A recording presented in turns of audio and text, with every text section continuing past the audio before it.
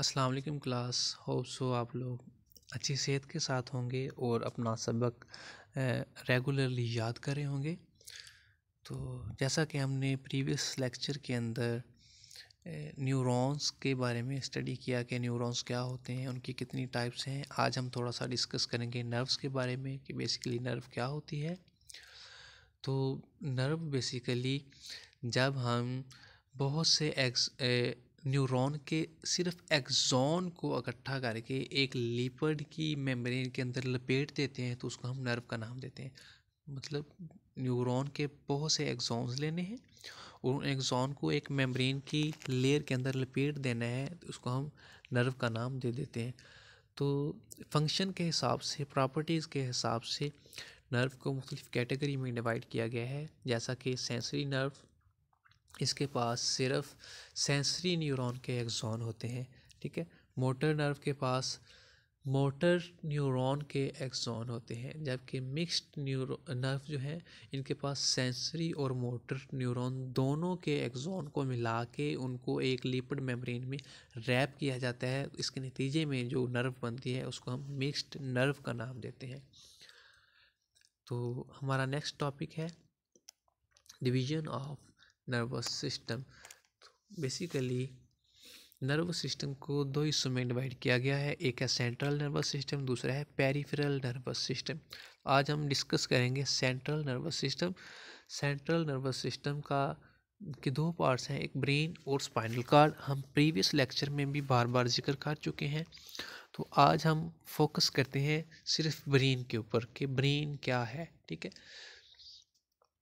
हमारा जो ब्रेन है वो हमारी बॉडी की तमाम एक्टिविटीज़ को कंट्रोल कर रहा है। हमारी बॉडी के जितने भी फंक्शन हैं वो हमारे ब्रेन के अंडर है। तो अब ब्रेन को एक बोनी स्ट्रक्चर के अंदर प्रोटेक्ट किया जाता है जिसको हम स्कल का नाम देते हैं। अब स्कल के अंदर जितनी भी बोन्स पाई जा रही हैं उनको हम क्रेनियम बोन कहते हैं या फिर बोनी क्रेनियम कहते हैं, ठीक है। अब हम ब्रेन और क्रेनियम के दरमियान लेयर्स पाई जा रही हैं, फ्लूइड लाइक लेयर्स पाई जा रही हैं जिनको मेनिंजेस का नाम दिया जाता है। ये मेनिंजेस हमारे ब्रेन को प्रोटेक्ट करती हैं, हमारे ब्रेन को न्यूट्रिएंट्स प्रोवाइड करती हैं, हमारे ब्रेन को ऑक्सीजन भी प्रोवाइड करती हैं और इसके साथ साथ हमारे ब्रेन को किसी भी डैमेज से भी बचाती हैं, ठीक है। तो यहाँ पे एक इजाफी चीज़ बताता चलूँ कि जब हमारी उम्र, बच्चों की उम्र 1 साल से लेकर 12 साल तक होती है तो उनके स्कल और ब्रेन के दरमियान मेनिंजेस की लेयर बन रही होती हैं। तो अगर बच्चे इस पीरियड के दौरान बहुत ज़्यादा मोबाइल यूज़ करें, लैपटॉप या टीवी यूज़ करें तो ये मेनिंजेस की लेयर सही तरह नहीं बन पाती, जिसकी वजह से बच्चों को याददाश्त का प्रॉब्लम हो सकता है, इसकी वजह से बच्चों को आई प्रॉब्लम हो सकता है, ठीक है, या फिर बच्चों की एज भी कम हो सकती है। तो अगर 1 से 12 साल की उम्र तक बच्चों को अच्छी तरह खेलने दिया जाए और गेम्स में हिस्सा लेने दी जाए तो ये मेनिंजेस की लेयर अच्छी तरह डेवलप हो जाती है, जिसकी वजह से बच्चों की फ़िज़िकल हेल्थ भी ठीक रहती है और याददाश्त भी अच्छी तरह बनी रहती है। अब नेक्स्ट है जी, हमारे ब्रेन के अंदर बहुत ज़्यादा चैम्बर्स पाए जाते हैं। अगर आप लोगों ने कभी डायग्राम देखी हो ब्रेन की तो आपको झुर्रियों की तरह के चैम्बर्स नज़र आएंगे। इन चैम्बर्स को हम वेंट्रिकल्स कहते हैं, ठीक है। तो बिल्कुल ये चैम्बर ना सिर्फ ब्रेन के अंदर पाए जाते हैं बल्कि स्पाइनल कॉर्ड के अंदर भी सेंट्रल कनाल की शक्ल में चैम्बर्स पाए जा रहे हैं, ठीक है। अब इन चैम्बर्स के अंदर एक फ्लूइड पाया जाता है जिस फ्लूइड को हम सेरिब्रोस्पाइनल फ्लूइड कहते हैं। इसका मतलब है हमारे ब्रेन और स्पाइनल कॉर्ड के अंदर एक ही फ्लूइड पाया जा रहा है जिसको सेरिब्रोस्पाइनल फ्लूइड का नाम दिया जाता है। इसके बाद हम आते हैं जी, नेक्स्ट हम स्टडी करते हैं डिवीजन ऑफ ब्रेन, ठीक है। तो ब्रेन को फंक्शन के हिसाब से, स्ट्रक्चर के हिसाब से कितने हिस्सों में डिवाइड किया गया है। तो मोस्टली हमारे ब्रेन को 3 हिस्सों में जो है डिवाइड किया जाता है, 3 पार्ट्स में डिवाइड किया जाता है। सबसे पहले फोर ब्रेन, फिर मिड ब्रेन, फिर हाइंड ब्रेन। अब फोर ब्रेन हमारे ब्रेन का सबसे बड़ा हिस्सा है। फोर का मतलब होता है आगे वाला हिस्सा, मिड का मतलब होता है दरमियान वाला, हाइंड का मतलब होता है पीछे वाला। ठीक है, तो फोर ब्रेन का मतलब हमारे ब्रेन का सबसे आगे वाला हिस्सा जो हमें नज़र आ रहा होता है, सॉरी नज़र तो नहीं आता मगर हमारे स्कल के नीचे हम महसूस कर सकते हैं हमारे ब्रेन का, ये वाला फोर ब्रेन है। फिर मिड ब्रेन जो फोर ब्रेन के थोड़ा सा पीछे होता है, और हाइंड ब्रेन हमारे ब्रेन का बिल्कुल लास्ट पोर्शन जो स्पाइनल कॉर्ड के साथ अटैच होता है। ये जो हमारी गर्दन है इससे ऊपर, गर्दन में स्पाइनल कॉर्ड है, ये हमारी रीढ़ की हड्डी स्टार्ट हो रही है, इससे थोड़ा सा ऊपर जो हमारे ब्रेन का हिस्सा है इसको हम कहते हैं हाइंड ब्रेन। अब हम फोर ब्रेन के पार्ट्स के बारे में स्टडी करेंगे। बेसिकली फोर ब्रेन हमारे ब्रेन का सबसे लार्जेस्ट पार्ट है, और हमारी बॉडी में मोस्टली जितने भी फंक्शंस हो रहे होते हैं वो फोर ब्रेन के अंडर काम कर रहे होते हैं। अब फोर ब्रेन को मुख्तलिफ पार्ट्स के अंदर डिवाइड किया गया है। तो एक है थैलेमस, फिर हाइपोथैलेमस, फिर सेरिब्रम। तो मैं आपको थोड़ा सा रिवर्स पढ़ाऊँगा। सबसे पहले सेरिब्रम, ये फोर ब्रेन का सबसे बड़ा हिस्सा है, और ये हमारी बॉडी के कौन कौन से फंक्शन को कंट्रोल कर रहा है। ये स्केलेटल मसल्स को कंट्रोल कर रहा है, हमारी थिंकिंग को कंट्रोल कर रहा है, इंटेलिजेंस को कंट्रोल कर रहा है, और हमारी बॉडी के तमाम इमोशंस को कंट्रोल कर रहा है। अब सेरिब्रम को दो हिस्सों में डिवाइड किया जाता है, जिसको हम कहते हैं सेरिब्रल हेमिस्फीयर। ठीक है, तो अब इस सेरिब्रम को डिवाइड कैसे करने हैं, बिल्कुल दरमियान में से अगर काट दिया जाए तो दो हिस्से बनते हैं, एक होता है राइट और एक होता है लेफ्ट। राइट साइड वाला राइट सेरिब्रल हेमिस्फीयर और लेफ्ट साइड वाला लेफ्ट सेरिब्रल हेमिस्फीयर। अब एक बात याद रखें कि राइट पोर्शन हमारी बॉडी के लेफ्ट पोर्शन को कंट्रोल कर रहा है, और ब्रेन का सेरिब्रम का लेफ्ट पोर्शन हमारी बॉडी की राइट साइड को कंट्रोल कर रहा है। ठीक है, अब सेरिब्रल हेमिस्फीयर के बिल्कुल फ्रंट पे ऑल्फैक्टरी बल्ब होते हैं। अब ऑल्फैक्टरी का लफ्ज़ जहाँ पे भी आता है इसका मतलब होता है स्मेल।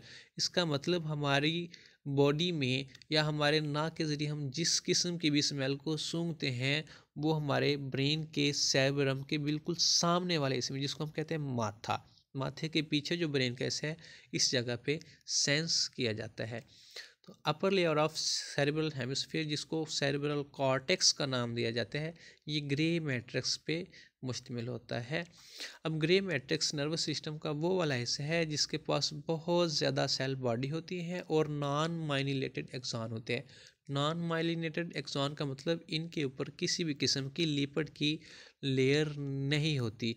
अब इस ग्रे मैटर के अंदर थोड़ा सा वाइट मैटर प्रेजेंट होता है। अब वाइट मैटर में माइलिनेटेड एक्सॉन मौजूद होते हैं। इसका मतलब है कि इनके एक्सॉन के ऊपर लिपिड की लेयर मौजूद होती है। ठीक है, अब जो सेरिब्रल कॉर्टेक्स है हमारे ब्रेन का, जो सबसे सेरिब्रम का सबसे फ्रंट पोर्शन है, इसको हम कहते हैं कॉर्टेक्स। ठीक है, इसको फोल्ड बना बना के बहुत ज़्यादा लोब्स की फॉर्म में डेवलप किया जाता है। तो चार तरह के लोब्स बनते हैं, एक को हम कहते हैं frontal lobe, parietal lobe, occipital lobe and temporal lobe. इनके फंक्शन भी हम अभी करते हैं।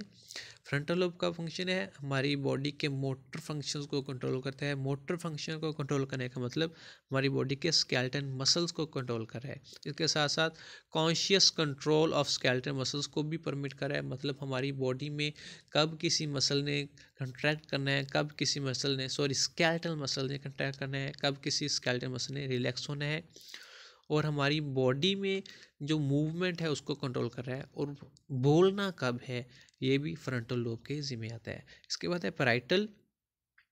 ठीक है, these contain sensory area that receive impulses from skin. हमारी बॉडी की स्किन से जितनी भी सेंसरी इंफॉर्मेशन जाती है वो पैराइटल लोब की तरफ जाती है।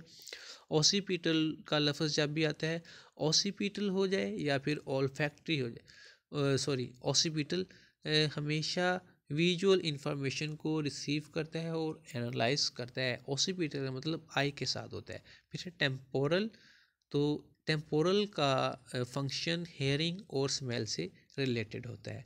अब हम कहते हैं थैलेमस और हाइपोथैलेमस के बारे में। तो बेसिकली थैलेमस हमारे सेरिब्रम के बिल्कुल नीचे मौजूद होता है, और ये हमारे ब्रेन और स्पाइनल कार्ड के दरमियान एक रिलाय सेंटर का काम करता है।